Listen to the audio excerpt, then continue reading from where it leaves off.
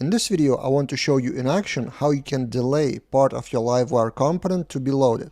So for example, you have some kind of Livewire component. This is a very simple one to show the Bitcoin price, but the price is coming from somewhere else, from some external API that takes time to load. So by default, the Livewire component would wait for that API to finish and only then load, unless you have wire init. So with wire init, if you refresh the page, the price comes with a slight delay. So the whole component, this is also Livewire component, loads instantly, and then it waits for other data to appear. Let's take a look at the code. In the blade file of Livewire component, you have Bitcoin price, and then you check. If the price is not null, then you show it, otherwise loading.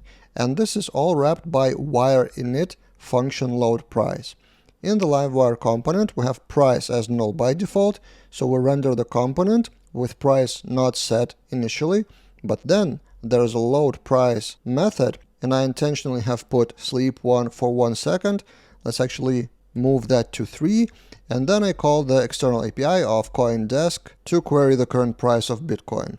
Let's load it again, so 3 seconds delay, 1, 2, 3, and we have the price. So this is just a quick demo of how you can use wire init to load some part of your Livewire component a bit later than the whole component itself.